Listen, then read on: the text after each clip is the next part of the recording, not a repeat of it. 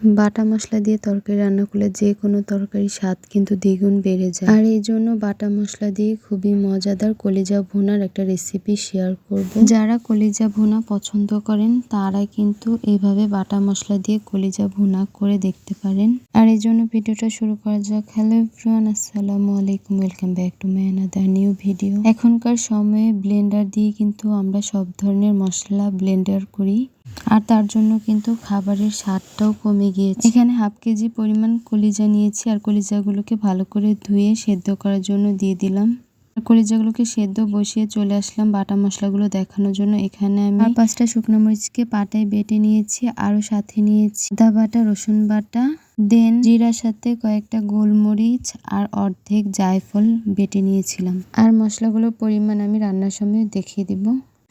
এই তো কলিজাগুলো ভালো করে সেদ্ধ করে ধুয়ে কেটে নিয়েছিলাম।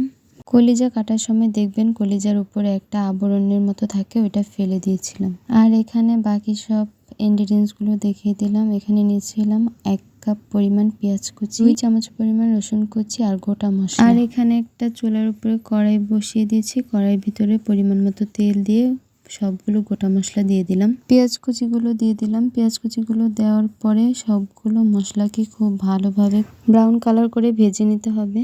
আর ব্রাউন কালার করার সময় খেয়াল করতে হবে অতিরিক্ত যাতে পুড়ে না যায়, সেদিকে খেয়াল রাখতে হবে। এভাবে করে কয়েকবার ভালো করে নাড়াচাড়া দিয়ে পেঁয়াজগুলো ভেজে নিতে হবে। পেঁয়াজগুলো ব্রাউন কালার করে ভেজে নেওয়া শেষ। এখন এখানে দিয়ে দিব বাটা মশলা। আবার প্রথমে দিয়ে দিব 2 চামচ পরিমাণ আদা বাটা, রসুন বাটা। আর আদা বাটা রসুন বাটাকে আমি একসাথে বেটে নিয়েছিলাম। জিরা বাটা দিয়ে দিলাম 1 চামচ পরিমাণ। আর জিরা বাটার সময় যদি জিরার সাথে গোলমরিচ আর জায়ফল দেন তাহলে কিন্তু যে গরুর গোশত, কলিজা ভুনা অথবা মুরগির গোশতের স্বাদ কিন্তু দ্বিগুণ বেড়ে যায়। 1 চামচ পরিমাণ মরিচ বাটা দিয়ে দিলাম। আর এখানে আমি গুঁড়া মরিচ ব্যবহার করব, তার জন্য বাটা মরিচ 1 চামচ দিয়েছি। এখন ভালো করে মশলাগুলোকে ভেজে নেওয়ার পালা। আর মশলাগুলো ভাজার সময় কিন্তু চুলার আঁচটা কমিয়ে ভাজতে হবে, না হলে কিন্তু মশলাগুলো অতিরিক্ত পুড়ে যাবে, তখন কিন্তু খেতে ভালো লাগবে না। মশলাগুলো ভালো করে হয়েছে কিনা বোঝার জন্য কিন্তু যখন দেখবেন যে মশলাগুলোর উপরে তেল ভেসে উঠেছে, তখন ভাববেন যে মশলাগুলো ভালো করে ভাজা হয়ে গিয়েছে। মশলাগুলো ভাজার পর দিয়ে দিলাম স্বাদ মতো লবণ, 2 চামচ পরিমাণ হলুদের গুঁড়া দিয়ে দিলাম, আরও সাথে দিয়ে দিলাম 2 চামচ পরিমাণ ধনিয়ার গুঁড়া। সবগুলো মশলাকে একটু ভালো করে নাড়াচাড়া দিয়ে দেন এখানে মরিচের গুঁড়া অ্যাড করব। আর আমি এখানে 1 চামচ পরিমাণ মরিচের গুঁড়া ব্যবহার করেছিলাম, সেই ভিডিওটা কোনোভাবে স্কিপ হয়ে গিয়েছিল, তাই বলে দিলাম।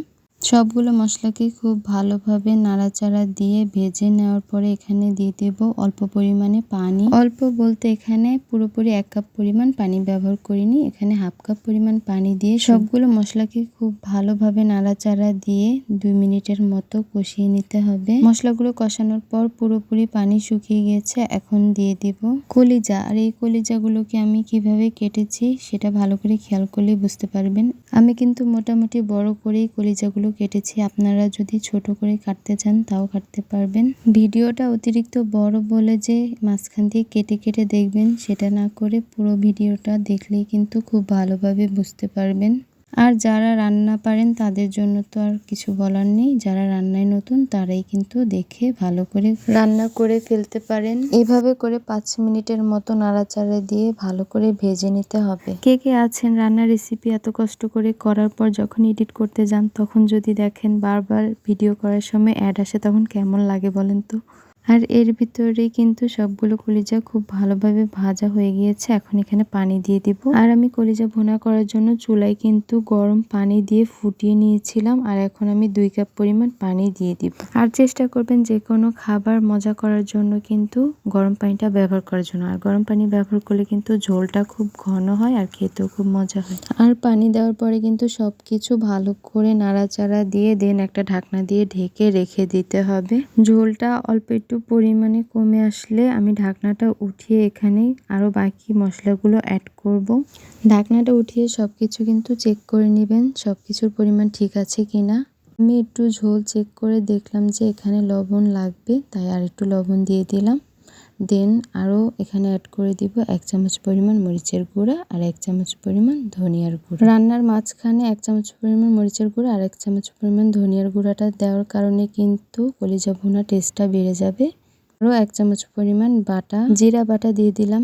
একেবারে সব মশলা ব্যবহার না করে এভাবে মাঝখানেও কিছু মশলা দিলে কিন্তু টেস্টটা খুবই ভালো হয়। এখন কলিজাগুলো খুব ভালোভাবে নাড়াচাড়া দিয়ে একেবারে রান্নার জন্য ঢেকে রেখে দিব। রান্না হওয়া পর্যন্ত অপেক্ষা করতে হবে। একেবারে 30 মিনিটের জন্য রান্না করতে হবে। আর 30 মিনিট পর ঢাকনাটা উঠিয়ে দেখলাম পুরোপুরি ঝোলটা শুকিয়ে এসেছে। এখন দিয়ে দেব জিরা। সবার শেষে ভাজা জিরার গুঁড়া দিয়ে নামিয়ে ফেললেই কিন্তু হয়ে যাবে খুবই মজাদার কলিজা ভুনা। জিরার গুঁড়ি দিয়ে কলিজাগুলো খুব ভালোভাবে একটু নাড়াচাড়া দিয়ে মিশিয়ে নিলাম। সবগুলো জিরা যাতে সবগুলো কলিজার সাথে মিক্স হয় তার জন্য। আর যাদের আজকের আমার এই কলিজা ভুনা রেসিপিটা ভালো লেগেছে তারা কিন্তু বাসায় ট্রাই করে দেখতে পারেন। এরপর সাদা ভাতের সাথে গরম গরম কলিজা ভুনা নিয়ে ঝটপট খেয়ে ফেলতে পারেন। আর এই ছিল আজকে বাটা মশলা দিয়ে খুবই মজাদার কলিজা ভুনার একটা রেসিপি। আর এইভাবে করে ঘরে থাকা মশলা দিয়ে কিন্তু খুব সহজে রান্না করে ফেলা যায় কোনো রকম ঝামেলা ছাড়াই। আশা করছি আজকের আমার এই রেসিপিটি সবার ভালো লেগেছে। যদি ভালো লাগে তাহলে আমার পেজটাকে ফলো দিয়ে সাথে থাকুন আর ভিডিওটাকে বেশি বেশি শেয়ার করে সবাইকে দেখার সুযোগ করে দিবেন। ভিডিওর সবার শেষে আমি এখানে পিকচার অ্যাড করে দিলাম। আর যারা আমার ভিডিওকে সাপোর্ট করেন তাদেরকে অসংখ্য ধন্যবাদ। আসসালামু আলাইকুম। Thanks for watching. Next video দেখা পর্যন্ত আমার পেজের সাথেই থাকুন।